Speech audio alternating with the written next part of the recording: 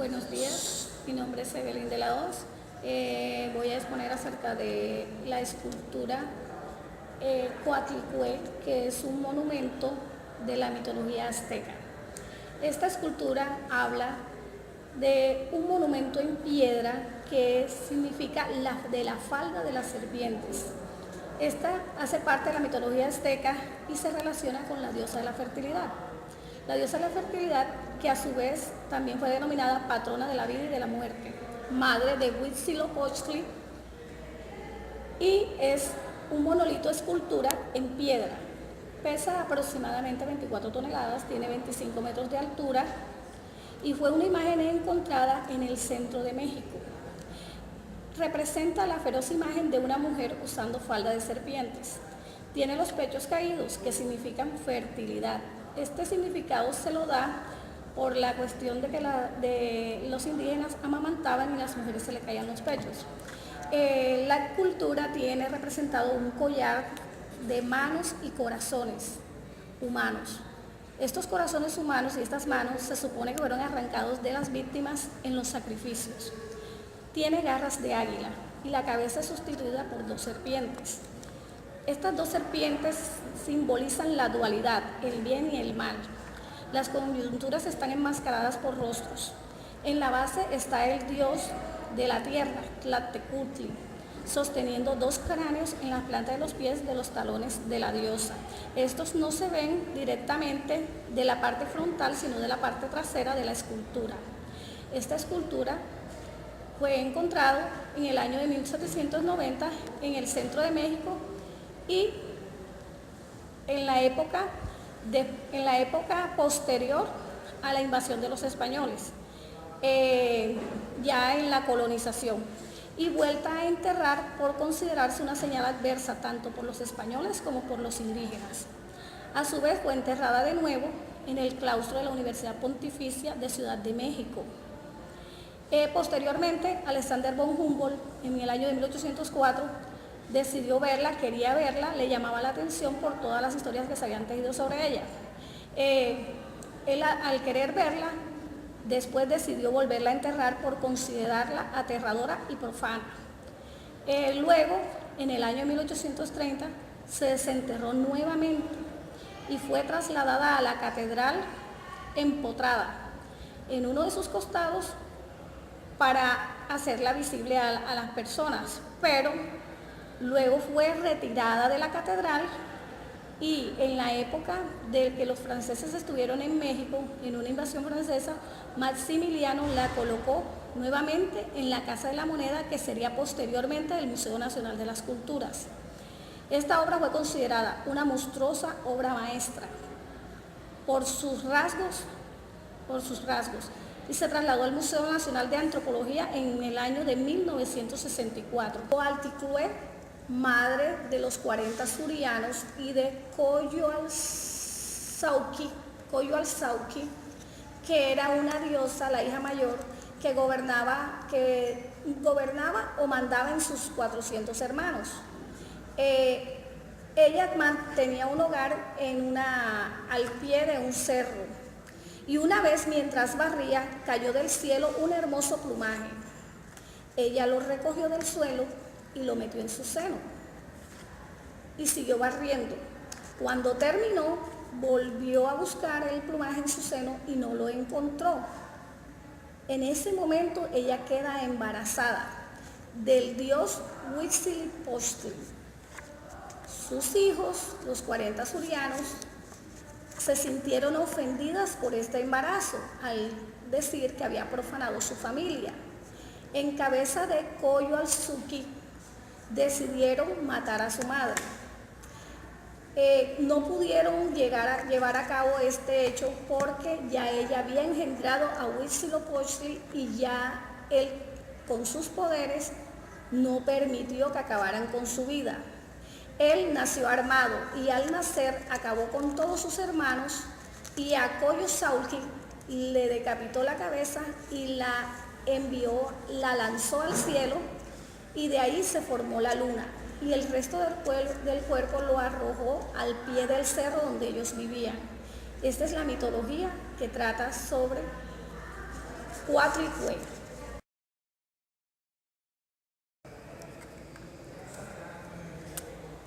Buenos días, mi nombre es Rina Esquivia y les voy a hablar sobre las cabezas colosales. Las cabezas colosales son esculturas monumentales talladas hace más de 3.000 años. Estas cabezas poseían cascos y rostros totalmente diferentes. Se cree que podían tener dos orígenes, uno de carácter religioso, ya que podrían estar representando a sus dioses, y otro de carácter político, ya que podrían estar representando a sus gobernantes más poderosos. Son rasgos distintivos de la civilización olmeca, que se encuentra ubicada en la costa del Golfo de México. Sus rasgos son típicamente negroides, poseen ojos almendrados, nariz plana y ancha, labios gruesos, y se dice que tenían una apariencia de violencia y eran poco atractivos. Esto hace pensar que en la antigüedad ya existían contactos interoceánicos. Fueron construidas en bloques de piedra basálica procedientes de erupciones volcánicas. Estas piedras eran talladas piedra con piedra, no se utilizaron herramientas metálicas. Se dice que miden 4 metros y aproximadamente pesan 25 toneladas. Se estima que aparecieron entre 1300 y 1000 antes de Cristo, y estos eran los tiempos de Tucantán. Se transportaban mediante trineos hechos en rollos de madera y luego pasaban a balsas aproximadamente 14 de 15 metros de largo, amarradas entre sí para poderlas transportar. Las 9 primeras se encontraron en San Lorenzo y luego se trasladaron a la venta, donde fueron enterradas. Se encuentran actualmente repartidas en el Museo de Antropología de Zapa y en el Parque Museo La Venta. La primera cabeza se descubrió en 1862, han sido descubiertas aproximadamente 17 y todas fueron encontradas enterradas en la tierra. Muchas gracias. Yo soy Saraya Espinosa y yo escogí la Pirámide del Sol, ubicada en Teotihuacán, una antigua civilización que habitó gran parte de Mesoamérica antes de la conquista de los españoles. Esta pirámide está ubicada en la Calzada de los Muertos, entre la Pirámide de la Luna y la antigua ciudad de Teotihuacán. Su construcción se llevó a cabo entre el siglo I a.C. y los siglos 8 o 9 después de Cristo. Tiene una altura de 63.5 metros. En la cúspide había un templo con un dios de grandes proporciones antiguamente. Ahora solo es una plataforma con una superficie irregular. En 1971, nuevas excavaciones descubrieron una gruta debajo de la pirámide, la cual tiene 4 puertas en forma de pétalos de flor, y se llega a ella a través de un pozo de 7 metros de largo que se encuentra al pie de la pirámide. La pirámide contaba con 260 escalones. Actualmente solo tiene 238, que corresponden a 52 peldaños por cada sol o era.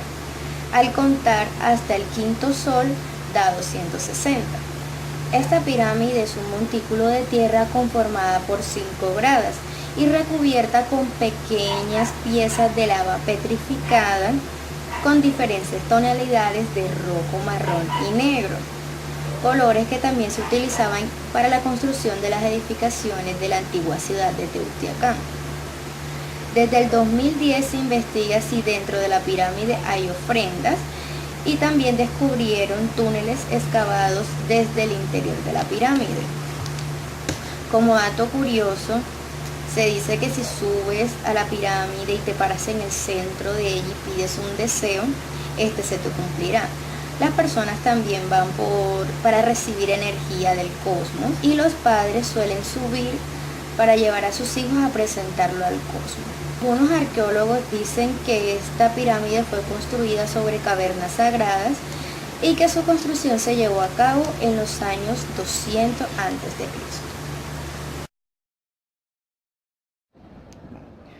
Buenas, mi nombre es Rafael Contreras. Yo les vengo a hablar sobre el templo de Calasasaya, también conocido como el templo de las piedras paradas o también como la portada del tiempo. Bajando por la cordillera de los Andes, en Bolivia, en la ciudad de La Paz, existe un municipio que se llama Tiwanaku. En este municipio podemos encontrar el templo de Calasasaya. Este municipio fue nombrado Patrimonio de la Humanidad y también era considerado por los incas como la ciudad de los dioses. El templo de Calasasaya también fue nombrado Patrimonio Inmaterial de la Humanidad por la UNESCO en el año 2000. Gracias a este templo, los integrantes de la cultura tiwanaku podrían observar los cambios de las estaciones durante el año. Para ser más específicos, el otoño que empezaba el 21 de marzo y la primavera el 21 de septiembre, el sol salía por todo el centro de la puerta principal del templo.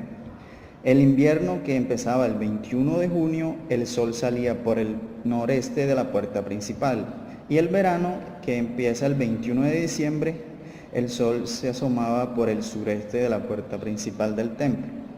En su área, el templo tiene exactamente 2 hectáreas, o sea, 200 metros por cada lado o 20.000 metros cuadrados. Está soportado por columnas que fueron fabricadas con una mezcla de arena y arcilla que ellos llamaron areniscos.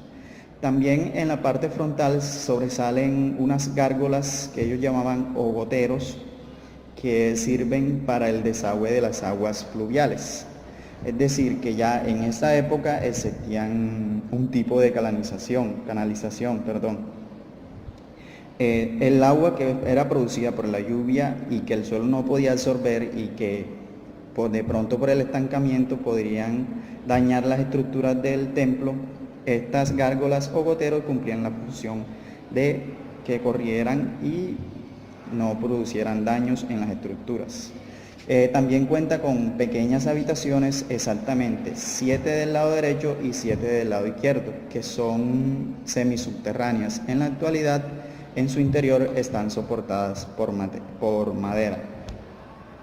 En la parte derecha de una de las columnas podemos observar un orificio, que este orificio cumplía una función muy importante en ese tiempo, que era de imitar un aparato auditivo humano. Es decir, gracias a ese orificio se podían escuchar ruidos y conversaciones de personas en sitios más lejanos. Este templo es considerado un centro ceremonial y peregrino. Es más, cada 21 de junio se hacen ceremonias indígenas de los Aymara. Los Aymara es una cultura que aún habitan en Bolivia. Ese día, que es el 21 de junio, que empieza, es el primer día de verano. Para los indígenas del Aymara es el comienzo de un nuevo año. Al fondo, en la puerta principal, podemos observar una escultura. Él se llama Monolito Ponce. Mide 3 metros de altura y fue fabricada por la cultura Tiwanaku. La cultura Tiwanaku, que tuvo su procedencia entre los años 1400 a.C. y 1200 después de Cristo. Más adelante fue descubierta por los españoles en el siglo XVI. Para los de la cultura Tiwanaku, esto es un personaje poderoso y divino. El Tumi en la cultura inca significa león marino y se le asignó este nombre debido a que ellos, cuando llegaron a los Andes, el animal que primero vieron fueron los leones marinos y que ellos lo relacionaron con un mensaje de los dioses. Quiere decir que el nombre Tumi se le da solamente a los objetos sagrados que ellos tienen en su cultura. El Tumi del que yo estoy hablando es un cuchillo ceremonial que se utilizaba para los sacrificios que eran para los dioses. El cuchillo se usaba para cortar el cuello de la víctima y así ofrecerlo como sacrificio a los dioses. Esto se usaba en las culturas Sicar, Chimú e Inca. El cuchillo está fabricado de oro con incrustaciones de piedras preciosas. El cuchillo no solo se utilizaba para los sacrificios, sino también se utilizaba para intervenciones quirúrgicas que ellos hacían. El tubi por lo general tiene una figura semi-humana donde las incrustaciones de piedras preciosas le dan algún rasgo a la forma humana, ya sea los ojos, las orejas y así. Este cuchillo tiene una forma circular, no es punzante, sino abajo es circular. Este cuchillo, por ser sagrado y por ser un objeto ceremonial, cuando fallecía una persona importante, un gobernante importante, digamos que se le sepultaba con este tipo de objetos. Este tipo de objetos no ceremoniales son aquellos que se sepultan a las personas que fueron importantes, ya sea para la tribu o para la comunidad inca. Mi nombre es Héctor Elías Heredia y vengo a hablarle un poco sobre una escultura llamada Viracocha, una escultura inca que tiene unas dimensiones de 26.8 centímetros por 28 centímetros de ancho. Esta escultura es de tipo lítico. Lítico quiere decir hecha en piedra, en caliza o creta. En esa época utilizaban más la caliza, que es un material orgánico, natural, nacido del lecho oceánico, que queda en la superficie de la tierra cuando el mar no está encima ya de esta. Esto pasa cuando hay movimiento de las placas tectónicas, se crea una nueva isla, aparece este tipo de material. Es una figura de tipo antropomorfa, que quiere decir de una figura humana. Esta cultura humana o figura humana es en representación de un dios antiguo, monarca,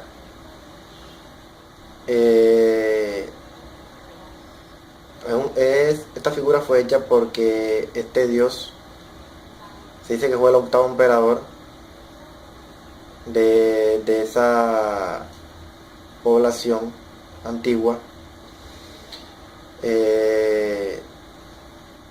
Era un dios, se dice que en la mitología se dice que este dios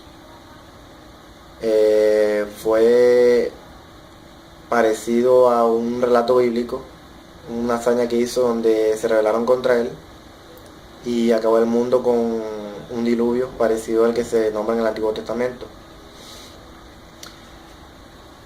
Esta obra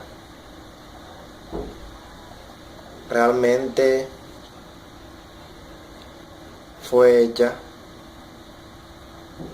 para tener como un dios físico, ya que no se podía tener a simple vista un dios.